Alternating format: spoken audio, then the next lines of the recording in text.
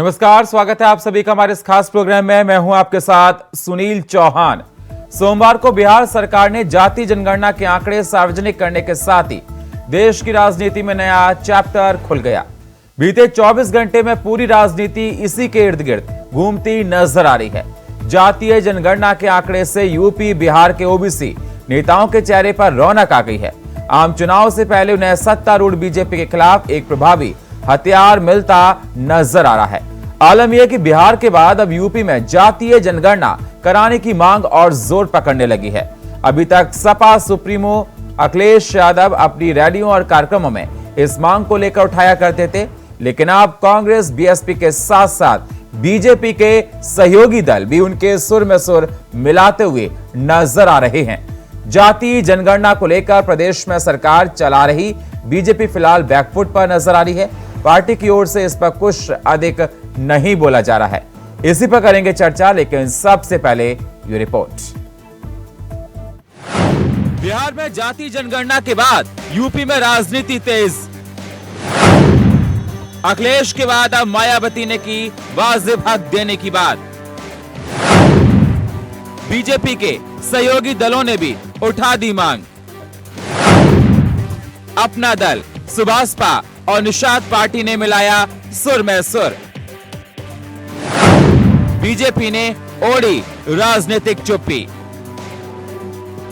बिहार में जातिगत जनगणना के सियासत की चर्चा के बीच जाति जनगणना का सियासी धुआं अब यूपी की फिजाओं में उठने लगा है।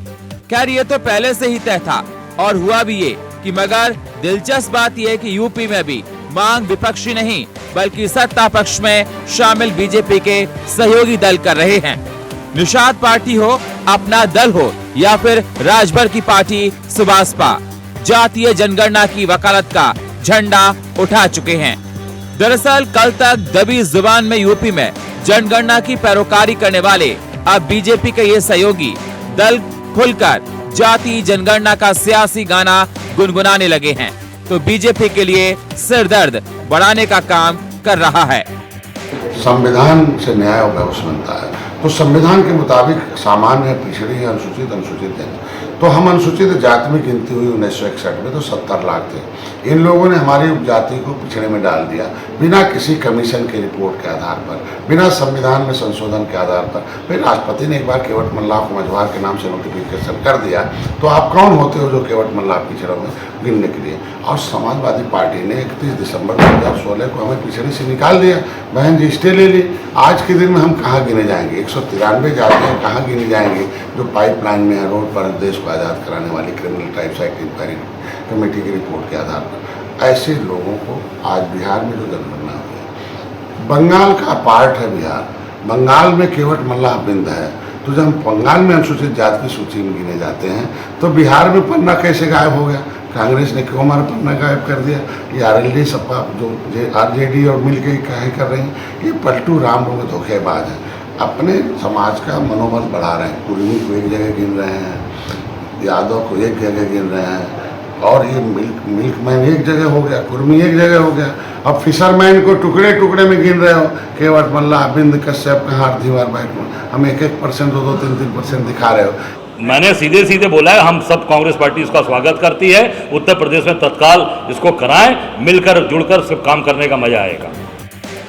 दरअसल जातियों के सियासत पर टिके बीजेपी के ये सहयोगी दलों के लिए जाति जनगणना की मांग जरूरी भी है और मजबूरी भी।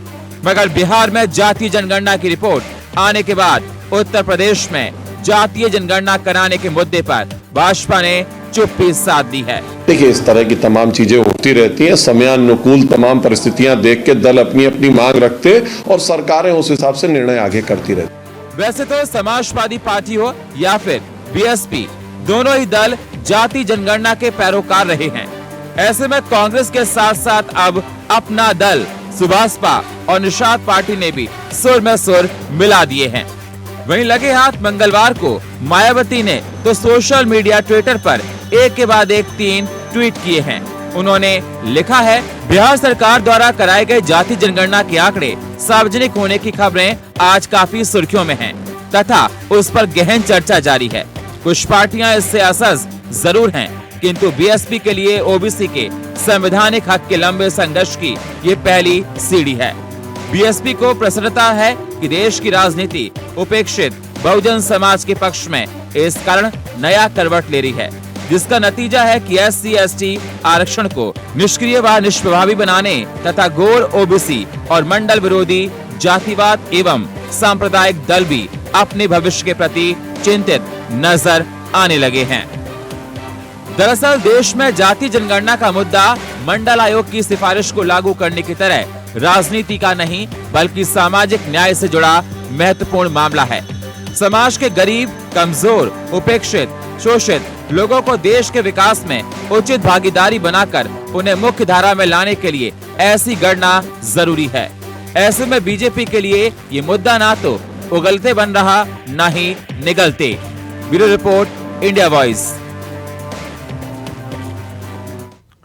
तो लगातार जाति जनगणना को लेकर सियासत जोरों पर। इस पर चर्चा करने के लिए हमारे साथ जुड़ चुके हैं अशोक तिवारी, समाजवादी पार्टी के नेता। हमारे साथ जुड़ चुके हैं नीरज दीक्षित, नेता बीजेपी। स्वागत है नीरज जी आपका, अशोक जी आपका भी। और हमारे साथ जुड़ चुके हैं अमिताभ कुमार, वरिष्ठ पत्रकार। स्वागत है अमिताभ जी आपका। और हमारे साथ जुड़ चुके हैं सुनील सिंह, सुभाषपा के प्रवक्ता।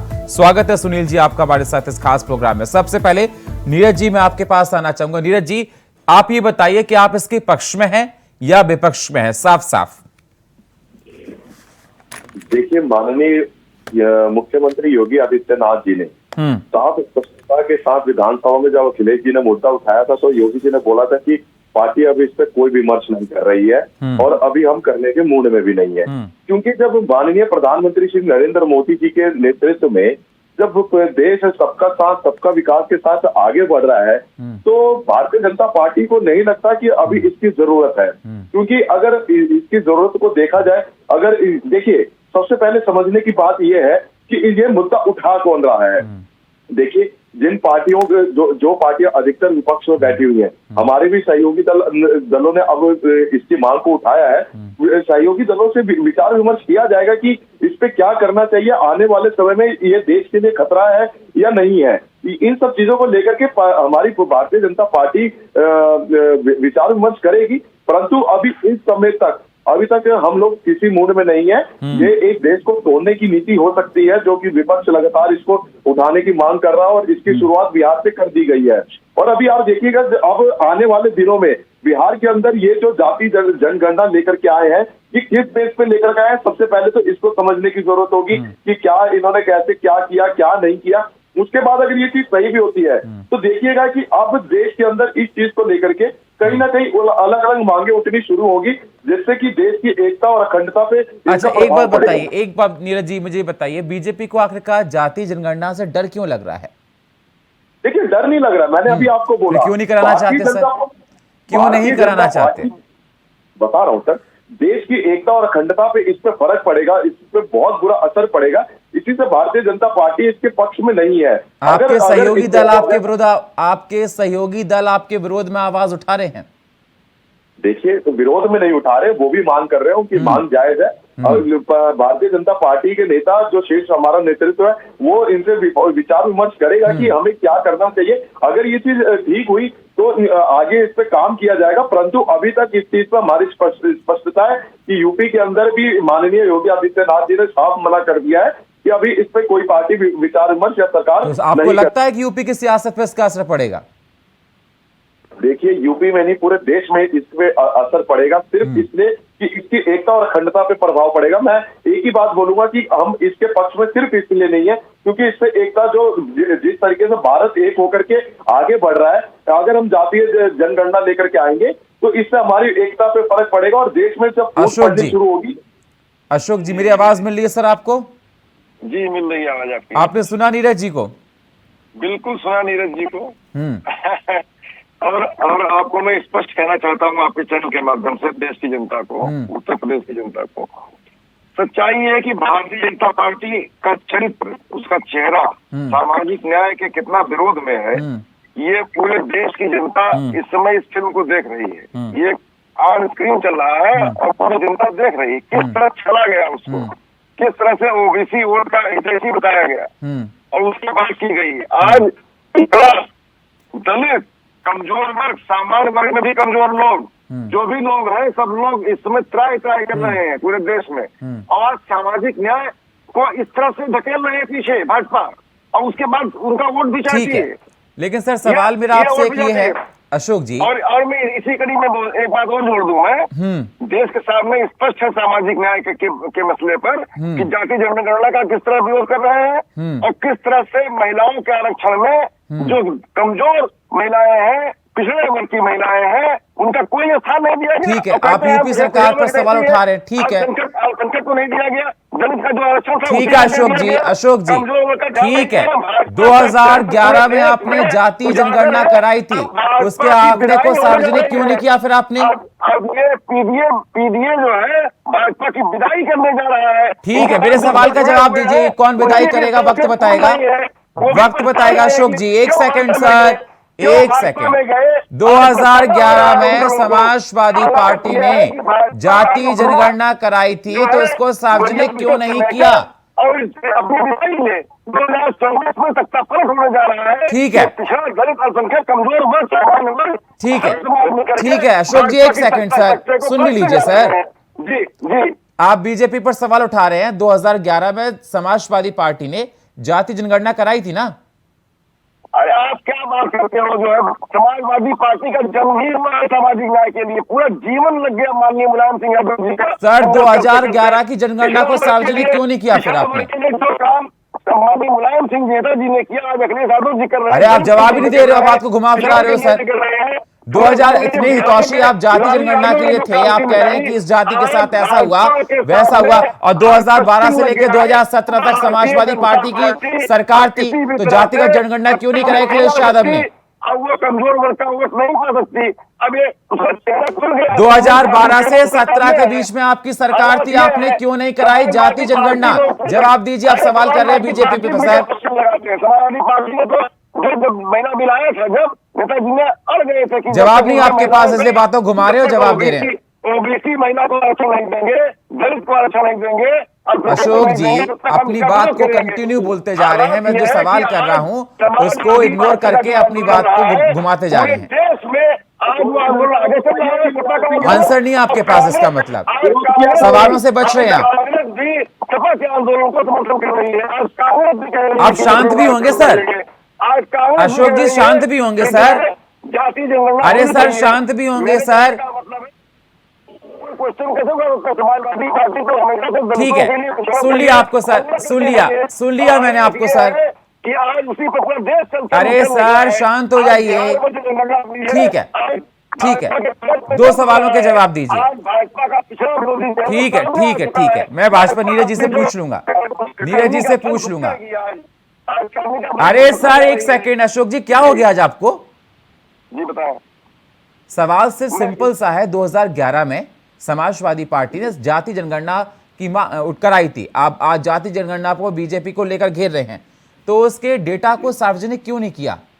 सबसे बड़ी चीज क्या है कि इस समय तात्कालिक रूप से जनगणना होनी चाहिए तुरंत, और जो अरे आपके हिसाब से हो गया, जब आपने कराई, आप अगर आप पारदर्शिता के हिसाब से आपकी हुई है तो आपको सार्वजनिक करना चाहिए था, और 2012 से लेकर 2017 तक अखिलेश यादव की सरकार रही, तो अब क्यों नहीं कराई आपने जाति जनगणना? जब देखिए समाजवादी पार्टी को जब करना है तो सामने आ जाएगा। समाजवादी पार्टी पूरे अपना समय था तब नहीं कराई, जब आपके हाथ में सत्ता थी। संघर्ष कर रही है, और आज किसी की भी कीमत पर हक नहीं माना जाने देंगे। आज दलितों का, पिछड़ों का और कमजोर का हक नहीं ठीक माना जाने है, देंगे। सुनील जी मेरी आवाज सर आपको मिल रही है? सुनील जी ठीक है, अशोक जी, सुनील जी सवाल मेरा आपसे है कि बीजेपी, आप उनके सहयोगी दल हैं एनडीए के, मेरा आपसे है कि आप जाति जनगणना की बात कर रहे हैं, लेकिन बीजेपी वाले इससे घुमा फिरा कर बात कर रहे हैं, आपकी बातों को नहीं मान रहे, फिर आपका ये अलायंस कैसा, आपकी बातें कैसे तालमेल बैठेंगे?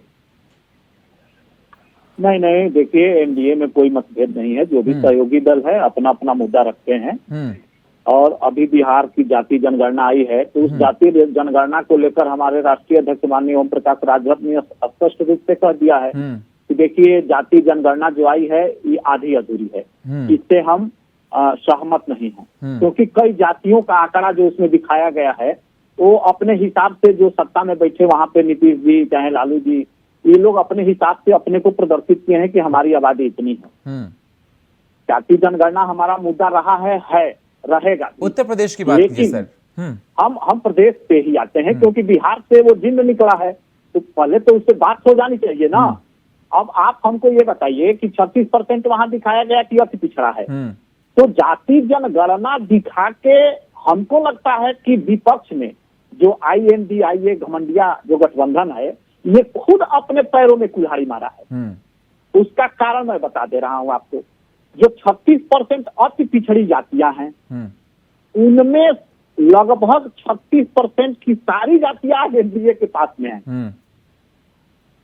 जो इन्होंने दिखाया है जाति जनगणना, और ये समझ रहे हैं कि पिछड़ा के नाम पे हम लोग वोट पालेंगे, तो देश में सबसे बड़ा पिछड़ा का नेता तो हमारे देश के प्रधानमंत्री नरेंद्र मोदी है। ये लोग तो सिर्फ सर आप ही नहीं बोल रहे, अपना दल भी कह रही है, अपना दल भी कह रही है जाति जनगणना को लेकर। निषाद जी बोल रहे हैं जाति जनगणना को लेकर। मेरी बात पूरी हो लेने दीजिए सुनील जी। मेरे कहने का मतलब ये है कि 27% आरक्षण अभी पिछड़ों को मिल रहा है, लेकिन उस आरक्षण का लाभ कौन उठा रहा है? क्या लालू यादव 20-25 वर्षों तक, या इनका नीतीश जी लगभग ये दोनों मिलके 30-35 वर्षों तक बिहार में सत्ता पे काबिज हैं। दूसरा कोई पिछड़ा नहीं था वहां पे। इन लोगों से पूछा जाए कि ये कितने अति पिछड़ों को लाभ पहुंचाए हैं 27% में। 27% आरक्षण का लाभ अब हमारे हिसाब से, अगर मेरी सोच से अगर कोई मांगेगा कि आप अपना राय दीजिए, तो मैं तो ये कहूंगा कि अखिलेश यादव हो, चाहे लालू यादव हो, चाहे नीतीश जी हो, ये लोग इतने मजबूत हो चुके हैं कि इनको पिछड़ा से हटा के सामान्य वर्ग में कर देना चाहिए। अगर इससे ये लोग तैयार है। अच्छा ये बताइए, अखिलेश यादव को क्या जरूरत है? उनके परिवार में 10-10 सांसद होंगे, राज्य मंत्री होगा, इनकी क्या जरूरत है? जो IAS बन गया, जो PCS बन गया, उनको आरक्षण की क्या जरूरत है? अमिताभ जी मेरे साथ वरिष्ठ पत्रकार जुड़े। ठीक है सर, मैं आपके पास आता हूं। अमिताभ जी, मेरी आवाज सर आपके पास आ रही है? आ रही। अमिताभ जी, आपने सुन लिया होगा सभी लोगों को, नीरज जी को भी सुन लिया होगा, अशोक जी को सुन लिया होगा, और सुनील जी को भी आपने सुन लिया होगा। सवाल मेरा आपसे है कि ये बिहार से निकला जाति जनगणना का ये भूप, और ये उत्तर प्रदेश की फिजाओं में जमकर गूंज रहा है। सियासत जोरों पर है, बीजेपी अपनी बात कर रही है, कांग्रेस और समाजवादी पार्टी अपनी बात कर रही है, और बीजेपी के साथ जो सहयोगी दल हैं वो भी जाति जनगणना को लेकर बात कर रहे हैं। क्या मायने लगाए जाए, किस प्रकार से देखा जाए? जाति जनगणना शुद्ध सत्ताखोरी का खेल है। इन्हें जनता से कोई सरोकार नहीं। और ये सबने देख लिया है कि जाति पाति करके 70 साल में इन्होंने जातियों का क्या हाल बना के रखा है। ये आम जनता को दरअसल परमुखापेक्षी बनाए रखना चाहते हैं, अपने ऊपर डिपेंडेंट बनाए रखना चाहते हैं, ताकि वो मूर्ख बने रहें और इनको वोट मिलता रहे। ये कभी भी ये जनता की स्थिति सुधारने की बात नहीं कर रहे हैं। ये जो तकनीक इनकी रही है आरक्षण और जाति और इन सब चीज को लेकर के, आप देखिए कि 70 साल में इन्होंने 2-4% जिनका भला हुआ भी वो वैसे ही लोग हैं जो सत्ता में आए, और वो बाकी लोगों तक उसका प्रसार हो ही नहीं पाया। 70 साल बहुत होते हैं। होना ये चाहिए था कि जो कमजोर वर्ग है उसको शैक्षिक और मानसिक रूप से मजबूत बनाया जाए, उसकी व्यवस्था की जाए। शिक्षण प्रशिक्षण की सही व्यवस्था से उनको सक्षम बनाना चाहिए था, ताकि वो खुद हर चीज ले ले। उससे ये भी खतरा नहीं होगा कि जिसको डॉक्टरी नहीं आती है वो डॉक्टर बन रहा है, जिसको पढ़ाना नहीं आता वो शिक्षक बन रहा है, इंजीनियरिंग नहीं आती है और वो बड़े बड़े ढांचे बना रहा है। तो जो भारत में ये जो बीमारी उसकी वजह से फैली हुई है इस तरह की, कि अयोग्य लोग ऐसी जगह पे बिठा दे रहे हैं आप, तो इसका मतलब है कि आप देश को खतरे में डाल रहे हैं। दूसरा, वो कहावत आपने सुना होगा, अरे बच्चे को हाथ में पकड़ के मछली मत दो, उसको मछली पकड़ना सिखाओ। तो ये नहीं चाहते कि हमारे जो हाशिए पर वंचित वर्ग है वो सक्षम हो जाए, इसलिए सारी नौटंकी जो है केवल सत्ता पाने के देखिए कैसे शुरू हो गए हैं। सब के सब शुरू हो गए हैं। भाजपा पीछे नहीं रहेगी अगर उसको लगा कि इसी आधार पे सत्ता मिलनी है। तो मैं बहुत स्पष्ट कह रहा हूँ, तो 70 साल से जो दवा आपकी बिल्कुल काम नहीं कर रही है, 2-4% लोग उसका लाभ उठा के, और वो भी फिर वही वो सवर्ण के भी बाप हो गए हैं। इतने खतरनाक जन से लालू यादव को जब जेल जाना पड़ रहा है तो वो मुख्यमंत्री किसको बना रहे हैं आप देखिए, और उसके बाद भी बेटे को बना रहे हैं। कोई और कहीं और यहाँ पे उनको न्याय नहीं दिख रहा है, सामाजिक न्याय, कि हाथी पर पड़े किसी व्यक्ति को उठा करके कहे कि ये हमारा मुख्यमंत्री हुआ। सब भूल जाते हैं ये लोग। तो आप समझ लीजिए इसका जड़ ही यही है। दबंगई जो है ना, किसी खास सवर्ण जाति का ये नहीं है। दबंगई वो है जहाँ कोई भी मजबूत होता है, चाहे वो किसी जाति का हो, वो दबंगई करता है और बदमाशी करता है। तो यहाँ पे हमको मूलभूत आधार पे लोगों को समर्थ और सक्षम बनाना है, मानसिक रूप से मजबूत बनाना है। उसकी जरूरत है इस देश में। इस तरह के लोग जो कि जनता को भरमा भड़का और बरगला रहे हैं, ऐसी हरकतों पे काबू पाने की जरूरत है। अशोक जी, जाति जनगणना का जनता का सरोकार कोई नहीं है। जनता को भड़काना है और उनको आगे इस्तेमाल करना है। मैं स्पष्ट जवाब देना चाहूंगा कि सामाजिक न्याय को दबाना, कुचलना इतना आसान नहीं है। इस देश में इतनी संख्या में है, मतलब कमजोर वर्ग कमजोर होता चला जा रहा है। नीरज जी जवाब दीजिए। नीरज जी मेरी आवाज मिल रही है सर? आज की सरकार खड़ी है, कमजोर होता चला जा रहा है। जब एक ही परिवार के इतने लोगों को सांसद और मंत्री का दर्जा दे दिया जाएगा तो कमजोर तो वो होगा ही ना। आप आंकड़े ये निकालिए ना कि आपके सरकार में, जब आप सरकार में थे तो कितने लोगों को आपने इन सब चीजों का लाभ पहुंचाया, कितना आपने प्रधानमंत्री बनाए। भारतीय जनता पार्टी ने ओबीसी समाज का प्रधानमंत्री बनाया। क्या आपके परिवार का कोई भी हट करके मुख्यमंत्री बना? कोई नहीं बना। मुख्यमंत्री बनेगा परिवार का बनेगा, उससे हट करके कोई नहीं बनेगा। आम जनता इनसे वंचित रही। आम जनता को हमेशा इन चीजों से पीछे रखा गया। और जिसकी हालत है कि आज बिहार की आप हालत देखिए कि क्या है, यूपी की हालत क्या थी, इन राज्यों में गुंडाराज किस तरीके से पनपा। कितने जातियों को बांटो, खुद राज करो और हमारे परिवार। चलिए सर, समय मेरे पास इतना ही। बहुत बहुत शुक्रिया आप सभी मेहमानों का चर्चा में जुड़ने के लिए। अशोक जी आपका, नीरज जी आपका, अमिताभ जी आपका और सुनील जी आपका। लेकिन देखा जा रहा है जाति जनगणना को लेकर सियासत जोरों पर देखी जा रही है। बीजेपी के सहयोगी दल जाति जनगणना कराने के पक्ष में दिखाई दे रहे हैं, लेकिन बीजेपी की तरफ से अभी कोई रिएक्शन इस पर नजर नहीं आ रही है। और लगातार समाजवादी पार्टी और बहुजन समाजवादी पार्टी जाति जनगणना कराने को लेकर सरकार पर फोर्स कर रही है। और फिलहाल हमारे इस खास प्रोग्राम में इतना ही। बाकी खबरों के लिए आप बने रहिए इंडिया वॉइस के साथ। तब तक के लिए